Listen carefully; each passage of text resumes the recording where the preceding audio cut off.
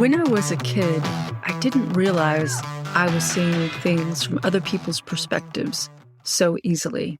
But now that I'm an adult, I see that I have used that skill quite brilliantly in tutoring and then eventually teaching and coaching. What that meant was I would feel people's intense emotions that weren't always mine. That still happens today. I'm totally not in conscious control of it. This does mean, on the one hand, it makes me a good teacher and a coach. But on the other hand, it means I need to constantly clear my energy and reset at least 3 to 5 times a day, usually by walking or puttering in my garden or doing the dishes.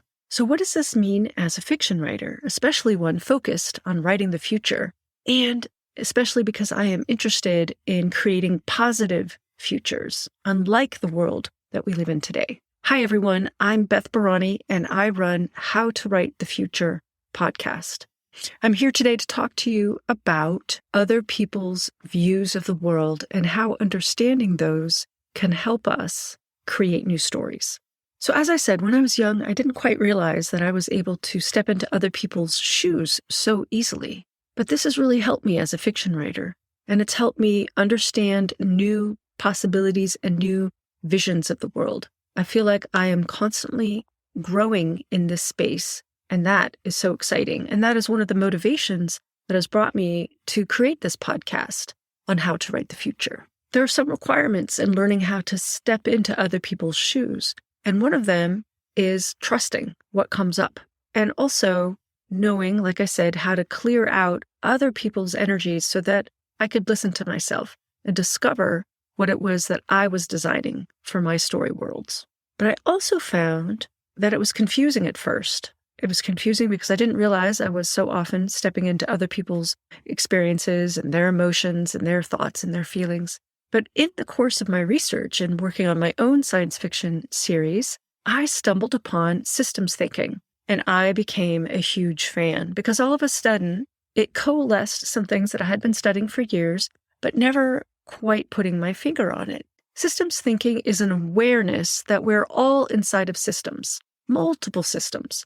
Our family is a great example of a system. So is our schools, our places of worship, our extended families, and of course our town or city, the state or region, but also other things like the water system that is set up in our town or city, and even the water cycle of the planet. And then focus in on our bodies. Our bodies are a collection of interlocking and highly dependent systems and very complex systems. We even name the systems in our body, like the circulatory system or the endocrine system. Another factor about systems is they're complicated, they're complex.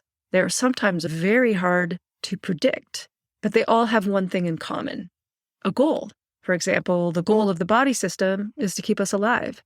The goal of the family system is to support growth, ideally, and help bring about the next generation so they can procreate and bring in the next generation, and so on. The goal of democracy is rule by and for the people. That's a designed system. The goal of capitalism, as we have designed it to date, is to make money for the shareholders. Systems are either designed by humans or created by nature.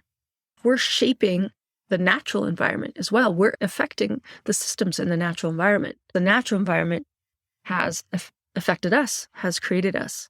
So when it comes back to storytelling and how to create the future, it really, really helps to understand what are the systems operating inside of your story. You can look at it as the political systems, the cultural systems, social systems, the interpersonal systems, and then look at your own life. Notice what kind of systems are you living inside of now. When I'm working on designing future worlds in my science fiction series and even worlds in my fantasy series, I use the environment as I observe it in our own world as my baseline, as a jumping off ground. So I encourage you to look at your own life and your own environment and notice the kinds of systems that you are living inside of. Where is there room for change in your own life? Where do you wish was room for change in your own life? What are the systems that impact you? What are the systems that you get to influence? Now think of your story. What kind of systems do you want to create in the story?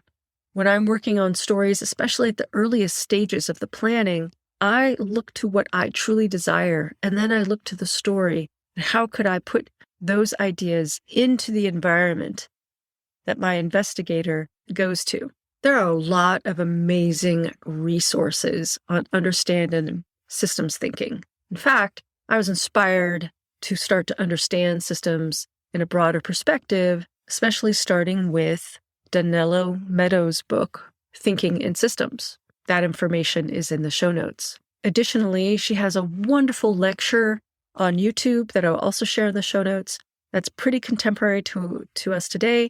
And then if you want to get a look into how Donella was as a younger professor, you can watch also on YouTube some of her earlier lectures.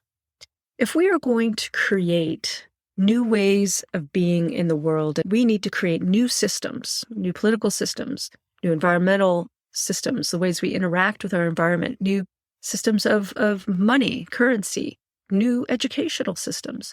But if we don't actually understand how systems operate, we could feel at the mercy of them. So in upcoming episodes, I will be diving deeper into systems thinking and how we can apply that to the worlds that we bring into being through our novels, through our fiction. I do want to presence another place where I was educated on systems, and that's in family constellations work.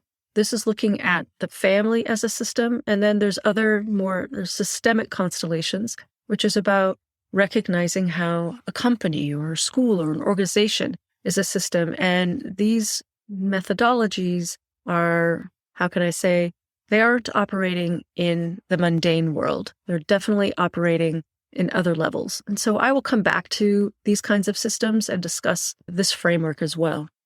The point of my podcast, How to Write the Future, is also to help you start to recognize that there are many, many mental models of looking at the world. When I was a child, I would automatically and effortlessly slip into a character's perspective from a story or a movie, slip into other people's perspectives who weren't from the town I was living in, maybe a family member from halfway across the country, or somebody from another country was visiting us. And then all of a sudden, I felt like I was them and I was seeing the world through their eyes. I didn't know it at the time, but I was stepping into their shoes. I was taking on their perspective. I was even taking on some of their beliefs, and I'd even take on some of their habits of speech and mannerisms. This was a little jarring to the adults around me who looked at me like I was a bit odd. Well, that's the life of a creative. I've since learned that this ability of mine to slip into other people's shoes has actually helped me be a very good writer and teacher and coach.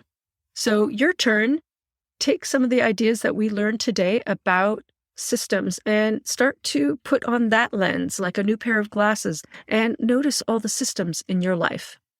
As I am in the early stages of exploring all this material in my podcast, I really thank you so much for coming along with me. If you have any questions about how to write the future, let me know. Reply to me on Twitter or LinkedIn at Beth Barany. I invite you to join me in this conversation. I am really curious to hear what you're curious about. This is a co-created journey, and I really thank you so much for listening. Write long and prosper.